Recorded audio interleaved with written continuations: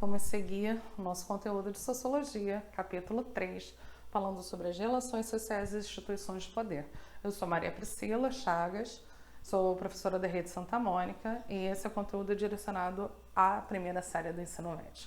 Então, continuamos com as nossas aulas online, nossas aulas à distância, devido à necessidade do isolamento social. Essas videoaulas estão sendo organizadas de acordo com o nosso material didático do SAIS, lembrando sempre que quando a gente fala de sociologia, a gente fala de uma ciência coletiva e não das relações pessoais. E seguindo o nosso conteúdo, vamos falar sobre as relações sociais e instituições de poder.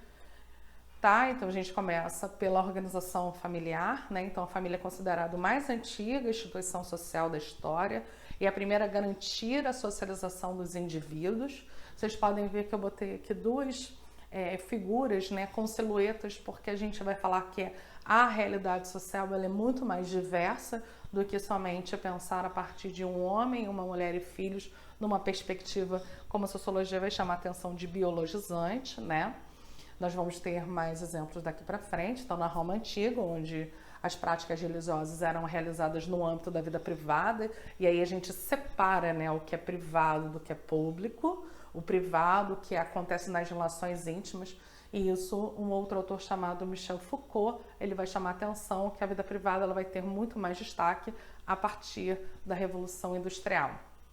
Quando a gente vai falar sobre as famílias nucleares, Então, família nuclear, a gente vai entender como homem, mulher e filhos.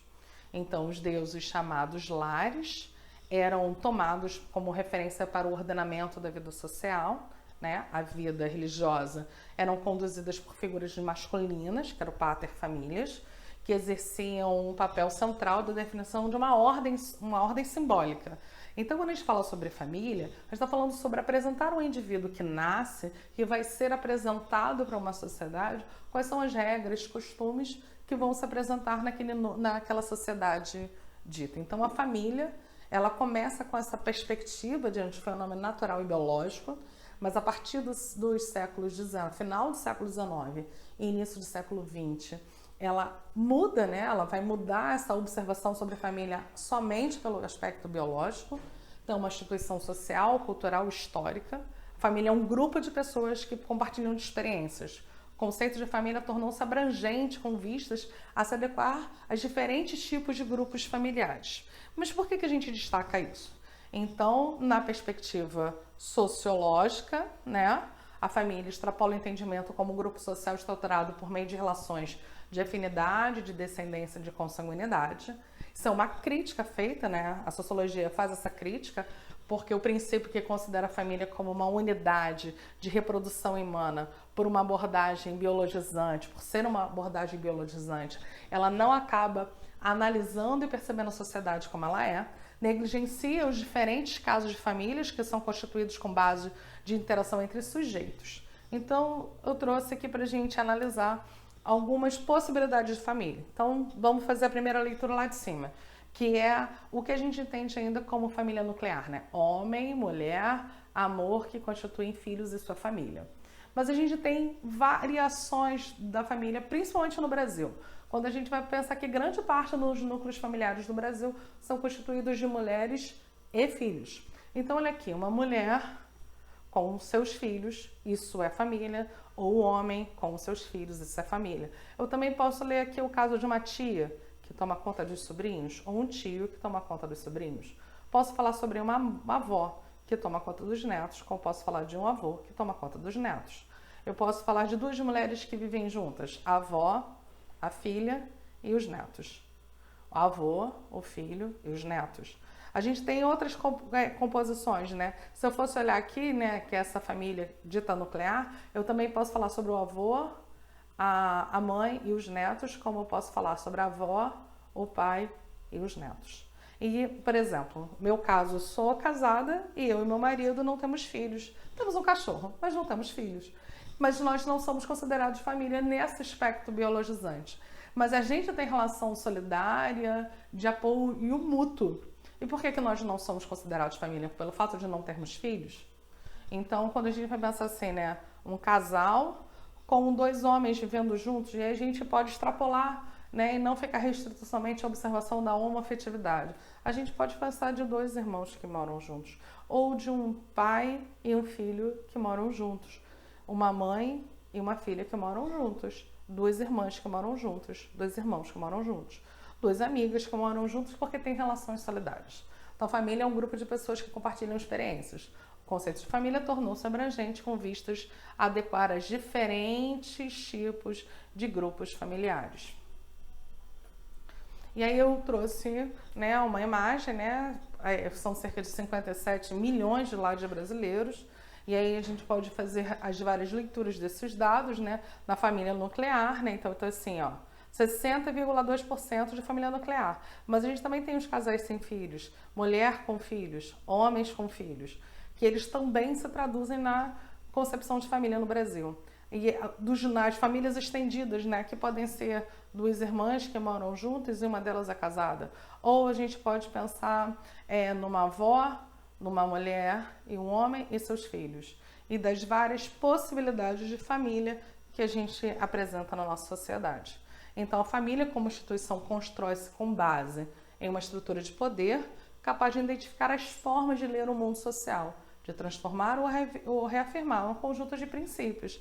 E aqui a gente tem vários tipos. Aqui a gente fala sobre guarda compartilhada. A gente também pode olhar assim, por exemplo, está vendo um casal aqui com filho. A gente pode dizer, a partir de uma perspectiva não biologizante, a gente pode dizer que esse casal aqui adotou uma criança e a partir desse momento eles se constituem uma família. Opa, desculpa. E aí aqui a gente vai pensar, né, de um homem que se casa novamente e ele se constitui uma família, de avós que tomam conta dos netos e assim por diante. Seguindo para o novo tópico, né, organizações sociais e de poder. As organizações sociais, todo grupo de pessoas que comungam de valores e princípios comuns e tendem a constituir rede de relações. Então a gente pode pensar em inúmeras organizações sociais, como a associação de moradores, quando a gente vai pensar, por exemplo, em sindicato, em grêmio, em organizações não governamentais, né? Um grupo que interage entre si com o mundo ao redor em função de determinados objetivos lúdicos, intelectuais, religiosos. Então a gente vai pensar numa igreja, num templo, num terreiro, num centro de umbanda, né? Eles comungam de atividades e concepções que são incomuns. Então, a definição de organizações sociais são associações formadas por pessoas com interesses semelhantes, solidários, particulares, em prol de beneficiar determinada comunidade ou grupo específico. Então, quando você pensa que você está num grupo da sua instituição religiosa que distribui alimentos nesse momento de quarentena. Então, estou dando dois exemplos aqui. O sindicato, porque ele é formado por uma categoria de trabalhadores, e do outro lado você tem lá o patrão, né? E aí há uma disputa aqui, claro. Ou você pode falar sobre um grêmio estudantil, uma organização que precisa interagir com outras instituições. Por exemplo, aqui, quando eu vou pensar no grêmio estudantil e com relação à unidade escolar. Então, as instituições e convenções sociais, as instituições socializadoras, elas são formas estáveis de organização em relação às quais as pessoas familiarizam e passam a compartilhar de seus princípios. A gente tem a família, o Estado e a igreja. Família. Família vai falar sobre as regras, sobre os costumes sociais deixa o mais velho sentar, não responda o mais velho, meninas cruzem as pernas. E aí a gente pode falar sobre inúmeras regras dentro do convívio social. O Estado vai estabelecer as leis e as regras e normas que são impostas e que todos os indivíduos devem cumprir, querendo ou não, porque as leis elas são impostas para a maioria, para todos nós em sociedade. E a igreja vai falar sobre as regras do convívio social e dos valores, né? Então, as instituições sociais são estruturas móveis e socialmente aceitas e legitimadas. Exatamente por isso, ora encontram o apoio necessário para manter-se firme, ora negadas, extintas, frente a uma nova ordem de valores e princípios morais, políticos e econômicos. A gente pode perceber a transformação que a gente passa em sociedade. Quando a gente está aqui, um exemplo destacado, a questão da escravidão no Brasil. O Brasil tinha o trabalho escravo como trabalho legítimo, né? e que era permitido segundo a legislação. Só que essa legislação, ela foi revista. Então, hoje no Brasil, você não pode ter no trabalho escravo. Isso faz sentido com os valores nas quais a sociedade na qual a gente está inserido hoje. Né? Então, sim, precisamos entender que as instituições sociais elas são dinâmicas, elas se alteram com o passar do tempo e o passar da história. E aí a gente vai destacar a questão do Estado, né? O Estado é uma organização política, social, para organizar a vida em sociedade. Não só no aparato administrativo, né? Que a gente vai pensar no controle do imposto, na cobrança do imposto, na manutenção de escolas, na manutenção da segurança pública, quando a gente vai falar sobre os espaços públicos em que o Estado vai manter uma estrutura administrativa. Existe, por exemplo, nas prefeituras uma secretaria de parques e jardins que vai fazer a manutenção, e essa é uma concepção administrativa. Mas, ao mesmo tempo, a gente também diz que, além da prestação do serviço público, o Estado faz a manutenção do monopólio legítimo do uso da força. Somente ao Estado cabe garantir a paz e a segurança. Então, vou usar um conteúdo nerd, né? Quando a gente vai pensar, por exemplo, o Batman. O Batman, ele é um herói e ele sabe que ele não pode usar arma de fogo. Por que ele não pode usar arma de fogo? Porque ele sabe que tem a questão do direito ao porte de arma. Ele sabe que ele não tem o direito de fazer justiça pelas próprias mãos. Então, uma das demandas, né, e um dos apontamentos importante do Batman, ele prende e encaminha a polícia, que é o braço forte do Estado e que faz a manutenção da ordem e da paz. A gente pode pensar em Homem de Ferro também, enfim.